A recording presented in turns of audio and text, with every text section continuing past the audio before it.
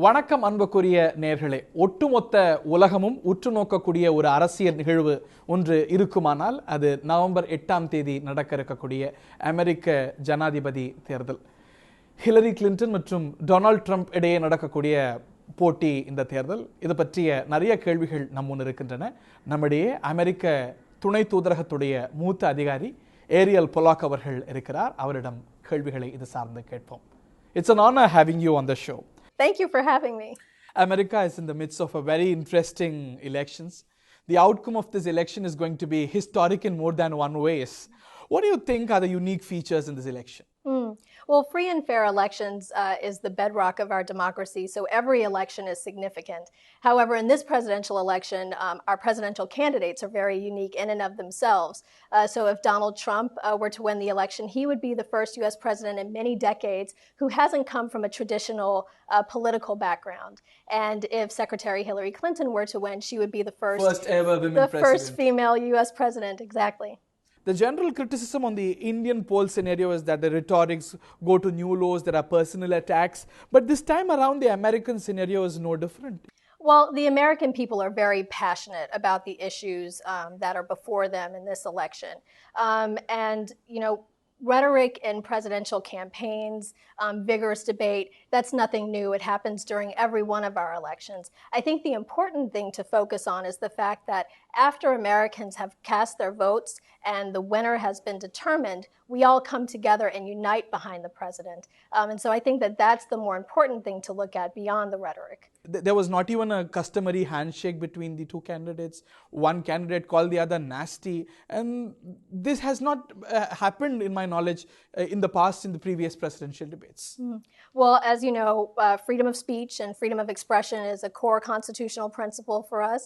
And so we allow our presidential candidates and the Americans that are voting for each side to voice their opinions, no matter what they may be. But the American public is watching these debates, as are many people around the world, and they will make the decision based on what they've seen and what they've heard as to who should be the next U.S. president. President Obama is on the verge of completion of 2 successful tenures in White House. So what do you think are the highlights of his tenure?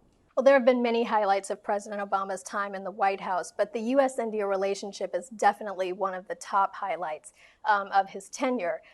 As you remember, he's been the first sitting U.S. president to visit India twice during his time in the White House, and he was the first U.S. president to be the chief guest during India's Republic Day celebrations in 2015. But we're working on so much, and so this relationship is very important to the president. We have more than 100 initiatives that we're working on and nearly 40 government-to-government working groups who meet regularly on issues ranging from health to cybersecurity. And the president has said that this relationship is the defining partnership of the 21st century. And I think we can all be proud of what we've accomplished over the last 8 years and look forward to much more. On the Indo-US front, there have been some difficulties as well, but there have been more highs than the lows. Well, you know, when you're good friends and your natural partners, we're not going to agree on everything. But I think that we agree on most things. And as long as we have those channels to continue to work together, we'll get through any of the challenges that come our way. What do you think are the key challenges before the new president, whoever he is or she is? Well, I think the new president will continue to lead the government in a steady way, looking at all of the issues that we're looking at now. I think many people believe that when we get a new president that everything stops and changes. But the government actually continues to operate very steadily. And it's important to remember that the president does not operate in a vacuum. He works very closely with the Congress, our legislative branch, to enact laws. So the new president will continue to work on behalf of the American people, and I think we'll see him looking at, or her, looking at both the domestic policies and the foreign policies that we're looking at right now. How do you think the outcomes of this election will affect the Indo-US relations? Well, you know, the U.S.-India relationship is very old. It's nearly as old as our country in itself. In fact, our first president, George Washington, sent the first American consul to India back in 1792. So this relationship has endured throughout every single U.S. president that we've had. Exactly. So, yeah, and this relationship is bigger than just our two leaders in themselves. It's the American and Indian people that are at the heart of the relationship. Our business people are working together, and our bilateral trade is now over $109 billion. Our students are studying side by side. There are more than 140,000 Indian students in the United States right now. Our researchers are working together, and our scientists are working together, coming up with solutions to mitigate climate change or to help to find cures to so many of the global health challenges that face us. And our militaries are working together. Just last year, you saw the Malabar exercises right here in the Bay of Bengal with the U.S. and Indian and Japanese navies.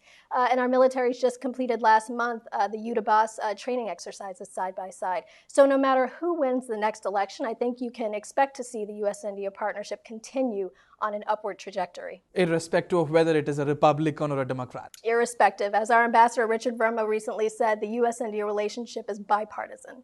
Right. And another concern that has raised among the Indian Americans is the position of one of your presidential candidates on the immigration issue. Is there a possibility that the immigration laws of America gets more stricter? Well, I don't want to get into hypotheticals.